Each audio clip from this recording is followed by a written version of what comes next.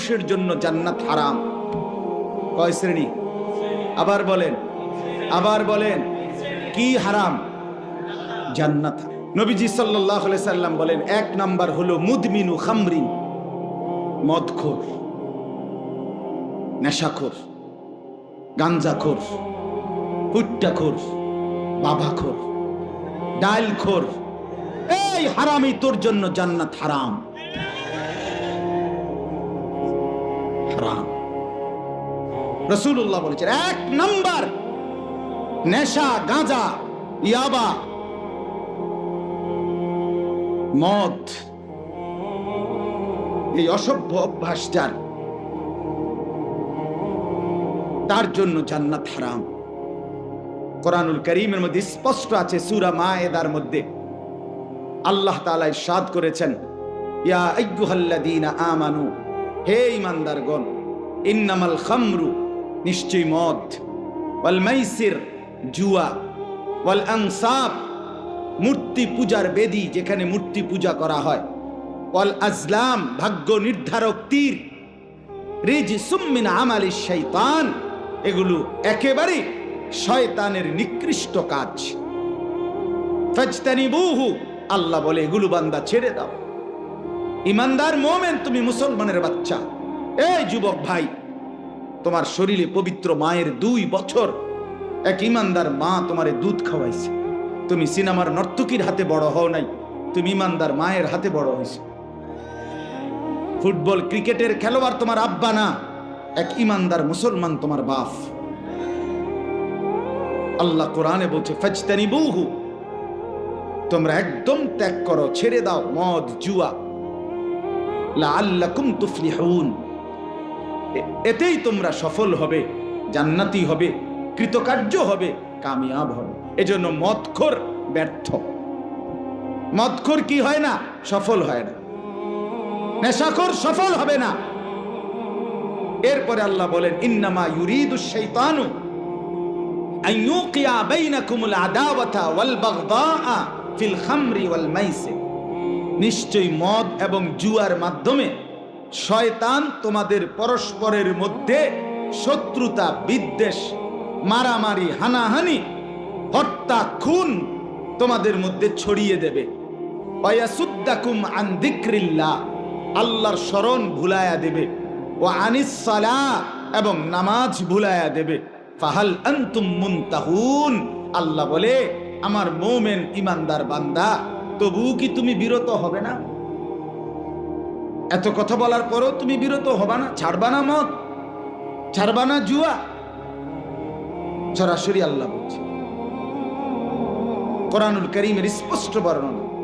এবার আসেন রাসূলুল্লাহ সাল্লাল্লাহু আলাইহি সাল্লামের হাদিস। আল্লাহর নবী সাল্লাল্লাহু আলাইহি সাল্লাম বলেন, লা তাশরাবিল খামরা, নবীজি বলছে মদ খেও না, ফাইন্নাহা উম্মুল খাবাইস, সমস্ত অশ্লীলতা, বেহায়াপনা, অসভ্যতা, নোংরামির মূল আল্লাহর নবী বলেছেন মদ। উম্মুল খাবাইস, সমস্ত খবিসের মূল, খবিসের মূল। স্পষ্ট কথা বলছি বাপ, আপনাদের সচেতনতার জন্য। রাসূলুল্লাহ সাল্লাল্লাহু আলাইহি সাল্লামের হাদিসের দ্বারা স্পষ্ট বোঝা যায়, যেখানেই নেশা, যেখানেই মদ, যেখানেই নেশা, প্রতিটা নেশাখোর, সাফ মনে রাখেন, আমার ভাই বসেন, 1 মিনিট বসেন, পরে উঠাইয়েন, আপনি এখন শুনেন মনোযোগ। যেখানেই নেশা, মনে রাখবেন, যেখানেই মদ, যেখানেই নেশা, কসম খোদার, সেখানেই জেনা, সেখানেই ব্যভিচার। প্রত্যেকটা নেশাখোর জেনাখোর, প্রত্যেকটা মদখোর ব্যভিচারী। যার হাতে মদের বোতল, সে নারী ছাড়া সুখ পায় না, সে ব্যভিচার, সে দুশ্চরিত্র, সে জেনাকার। নেশার দ্বিতীয় ধাপ, নেশার পরের লাইন জিনা, ব্যভিচারী। যেখানেই মদ, যেখানেই ইয়াবা, যেখানেই নেশা, সেখানেই জিনা। গত 1 সপ্তাহে, কয়দিনে জাহাঙ্গীরনগর ইউনিভার্সিটির যে নারী ধর্ষণের ঘটনায় সারা দেশ তোলপাড়, তার পিছনে এটাই মূল কারণ, ইয়াবা। ই আবার হিসাব কিতাব বনে নাই, গণধর্ষণের শিকার নারী। এই জন্য নেশাখোর ব্যভিচারী, নেশাখোর মানে ধর্ষক। সাফ কথা। আরো ভয়ঙ্কর কথা শুনবেন। নবী সাল্লাল্লাহু আলাইহি সাল্লাম বলেন, ওমান শারিবাল খামরা, যে নেশা করে, মদ খায়, ইয়াবার ট্যাবলেট নেয়, এইগুলো তারাকা সালাহ, তার নামাজ ছুটে যায়।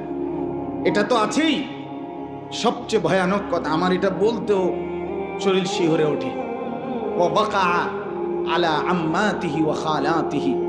নবীজি সাফ বলছেন যে নেশা করে সে অচিরেই আপনজন, ঘনিষ্ঠজন, আপন মামি, ফুফি, খালা, আপন মামাতো বোন, ফুফাতুন, চাচাতো বোন, আপন রক্তের এই ঘনিষ্ঠ মানুষদের সাথে জিনা এবং ব্যভিচার করতে উদ্যত হয়।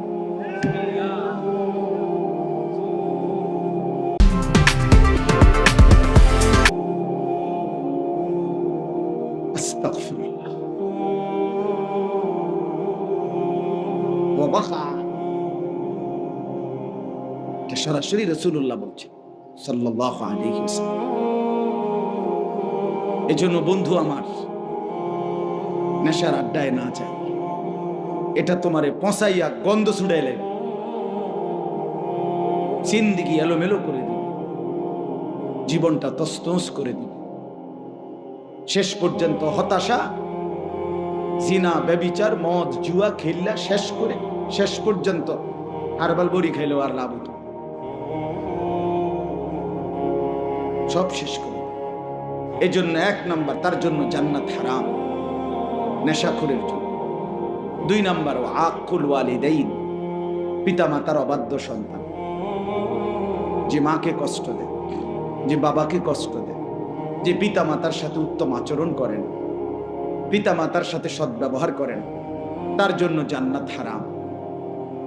আমাদের বাংলাদেশের একজন বুজুর্গ আছেন, যিনি একজন নিভৃতচারী মানুষ, আড়ালে থাকেন, যিনি কোনোদিন মাঠে, ময়দানে, মঞ্চে, স্টেজে কখনোই উঠেন না, যিনি কখনোই কোনোদিন একটা ছবি তুলতেও দেন না, ভীষণ প্রচার বিমুখ, নীরব এক সাধক আলেম, বাংলাদেশের আল্লামা আবু তাহের মিসবাহ আদিব সাহেব হুজুর বলে ওনাকে।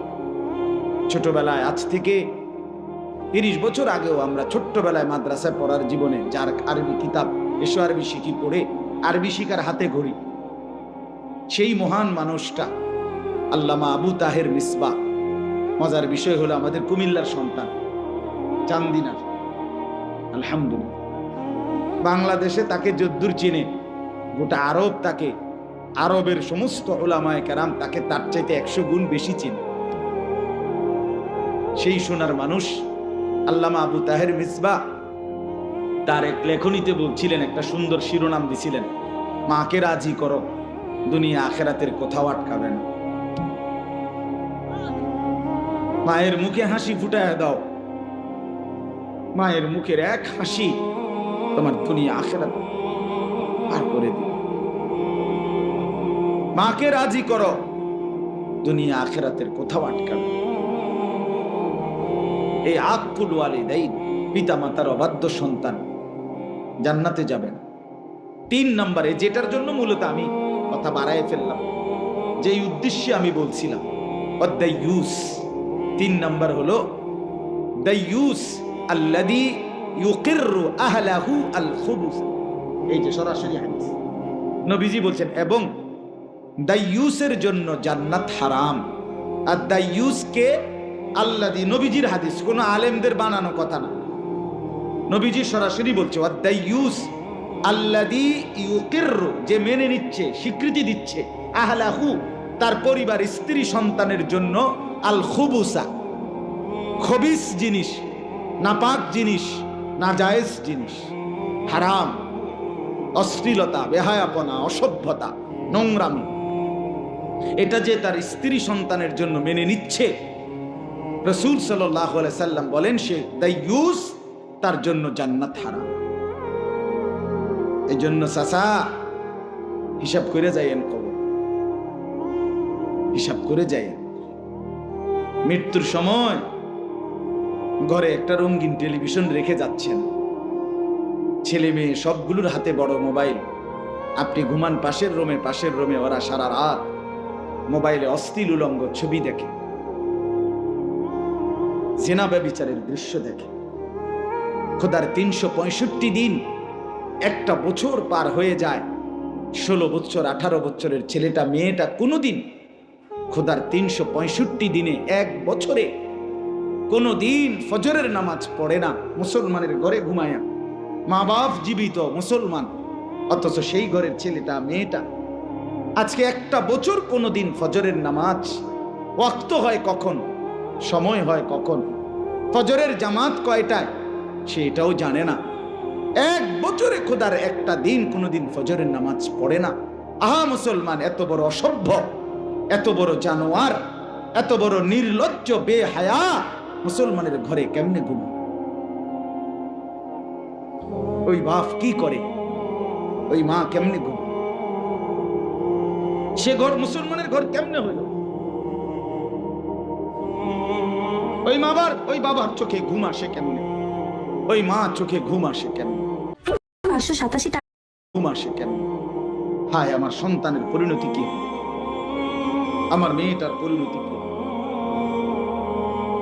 আমার 16 বছরের 18 বছরের মেয়েটা আপনার প্রতিদিন রঙ্গরসে টাইট কাপড় পরে সাইজা গুইজা হরেক রকমের বাহারি প্রসাদনী সাজসজ্জা করে আপনার মেয়েটা রাস্তায় বের হয়। আপনি বোঝেন না, আপনি সিরা খান, আপনি কিছুই বুঝেন না। সে কই যায়, কি করে, তার এই যৌবন কে দেখবে? আপনি বুঝেন না কিছু। রাস্তার দুই পাশে কিছু লম্পট খাড়াইয়া মুত্তা ফানি লয় না, এরম অসভ্য কিছু বখাটে দুশ্চরিত্র যুবক রাক্ষসের দৃষ্টিতে, উপভোগের নজরে, উপভোগের তামাশায় আপনার মেয়েকে, স্ত্রীকে দেখছে। এই অসভ্যতার জন্য এই বেটি রাস্তায় বের হচ্ছে। আপনার হায়া কোথায়? লজ্জা কোথায়? শরম কোথায়? আত্মমর্যাদা সম্পন্ন পুরুষ, খোদার কসম, রাসূলুল্লাহর হাদিস এটা, যার ভিতরে গায়রত আছে, গায়রত আরবি শব্দ, আত্মমর্যাদা, আত্মসম্মান, প্রেস্টিজ কনসার্নড, আত্মসম্মান যার আছে, আত্মমর্যাদা যার আছে, খোদার কসম, রাসূলুল্লাহর হাদিস, সেই ব্যক্তি স্ত্রী মেয়ের, নিজের স্ত্রী কন্যা বোনের বেপরদিগি মেনে নিতে পারে না। না, এই জন্য যেই পুরুষ, যেই স্বামী তার স্ত্রী কন্যার, মেয়ের, বোনের বেপর্দা জিন্দিগি মেনে নিচ্ছে, সে বেগায়রত, আত্মমর্যাদাহীন। এটা একটা ফেলাস্টিক, বেডিও ফেলাস্টিক, বেড়াও ফেলাস্টিক। ও হুজুরে কইছে প্যারালাইজড। এটা অপদার্থ, অকর্মণ্য। হযরত সাদ ইবনে মুআজ রাদিয়াল্লাহু তাআলা আনহু একদিন নবীজিকে বলছে, ইয়া রাসূলুল্লাহ, আমি যদি কোনোদিন আমার স্ত্রীকে দেখি পর পুরুষের সাথে 1 মিনিটের জন্য কথা বলছে, আমি আমার তরবারি খাপ থেকে বের করে এক কোপে গর্দান ফেলে দেব। সাহাবীরা, হাদিসে আছে, সাহাবীরা চিৎকার করে উঠছে আল্লাহু আকবার কইয়া খুশিতে। আরে কইলো কি রে বেটা?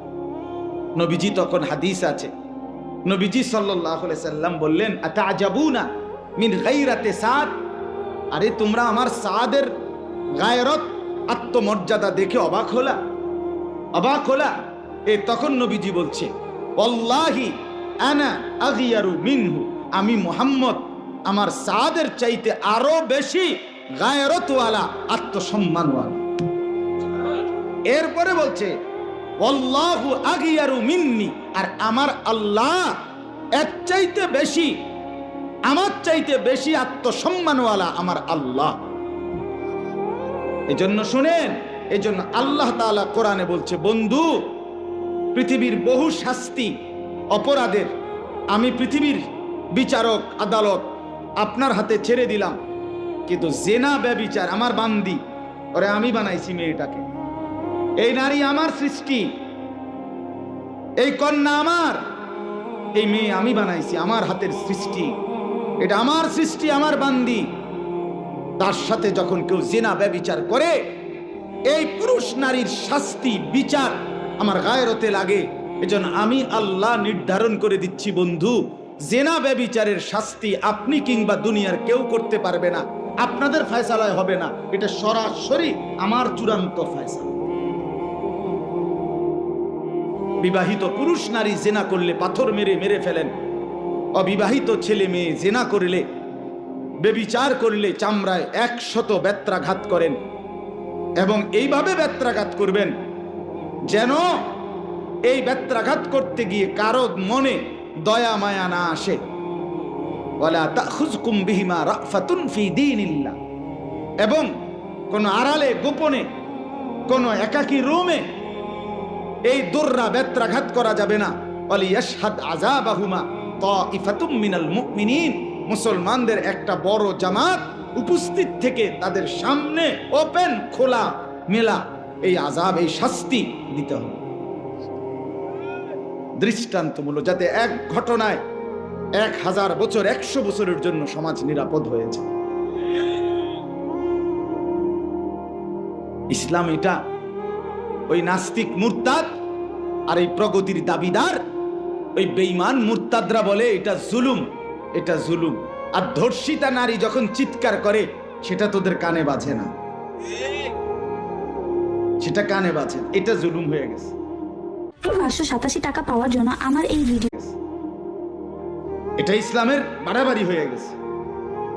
অথচ আল্লাহ তাআলা কোরআনে বলছে ওয়ালাকুম ফিল কিসাসে হায়াতুন ইয়া উলিল আলবাব। আল্লাহ তাআলা বলে কেউ যদি অন্যায়ভাবে কাউকে হত্যা করে তার বিচারে তাকেও হত্যা করো, যদিও দেখতে মনে হচ্ছে তাকে হত্যা করা হচ্ছে। আল্লাহ বলছে এই হত্যার মধ্যে, এই শাস্তি স্বরূপ যাকে কিসাস হত্যা করা হইল, এই এক হত্যার মধ্যে কোটি মানুষের হায়াত, জীবন, প্রাণ লুকিয়ে আছে। একটি শাস্তির মুখে লক্ষ কোটি প্রাণ নিরাপদ হয়ে যাবে, নিরাপদ হয়ে যাবে। অতএব আমার বন্ধু, আমার বাপ, আমি আপনাদের কাছে এই লম্বা কথার দ্বারা এটা প্রথম বুঝাইতে চাইছি, আমাদের বদলানো দরকার, আমাদের পরিবর্তন দরকার। আমাদের মুরব্বী যারা, আপনাদেরও ফিকির দরকার। আপনারা কি করছেন, শেষ পর্যন্ত আপনারা কি হিসাব মিলাইয়া কবরে যাচ্ছেন?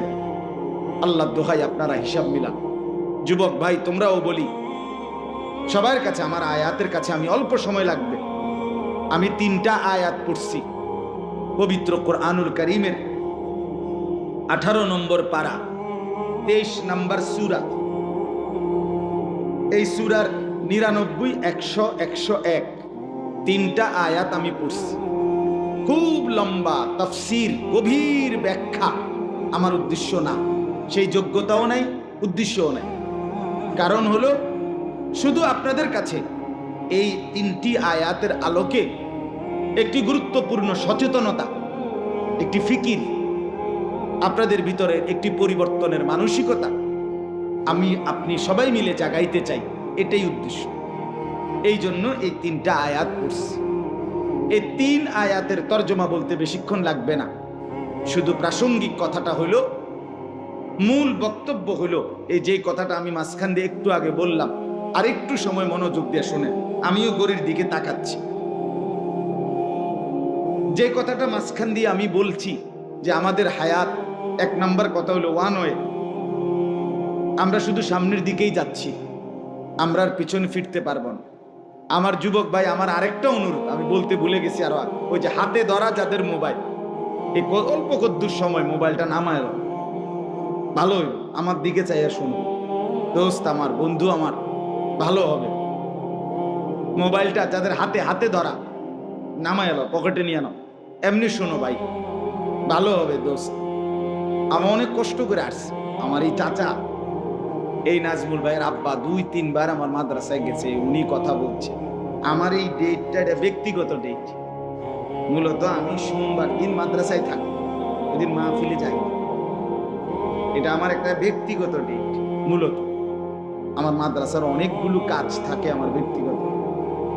এই ডেটটা আমি আমার কোনোভাবে কোনো খালি ছিল না, ডাইন বাম করার সুযোগই পাচ্ছিলাম না, কিন্তু ওনার চেহারার দিকে তাকাই আমার মায়া লাগছে যে এতটা মুরব্বী বয়স্ক মানুষ চাচা আসছে, সরাসরি সেই ময়নামতি সাবের বাজার মাদ্রাসায় গেছে। আমার তারেক ভাই, আবু তাহের ভাই আমার সাথে আসছে। তো আমি আমার ব্যক্তিগত ডেটটা দিছি মূলত এই জন্য আমি বলতে চাচ্ছি, মূলত সবাই আমরা মনোযোগ দিয়ে শুনি। এই মোবাইল যতটাই, এই মোবাইলে হাতে ধরে উঠাইলে এটা সমস্যা হলো একটাই, এই মোবাইল ধরে রাখলে হাতে হাতে স্ট্যান্ডওয়ালারা তো বসে গেছে, হেরার ওটা একবার ঠিক করে দিছে, কিন্তু হাতে ধরে থাকলে যতক্ষণ হাতে থাকে এটা, এই জের হাতে তার জেহানের মধ্যে কাজ করে এটা, যে এটার মধ্যে ঠিক মতো ওঠেনি, তার ফিকিরটাই এটার ভিতরে। তো মনে করেন এটার সুন্দর উঠছে, সাউন্ডও ভালো হয়েছে, ছবিটাও ভালো উঠছে, ওয়াজটাও সুন্দর উঠছে। এরকম 50,000 ওয়াজ মোবাইলে সুন্দর করে উঠার পরে হাসরের ময়দানে ফেরেশতার হাতে এই মোবাইলটা জমা দিলেই তো জান্নাত, ঠিক না?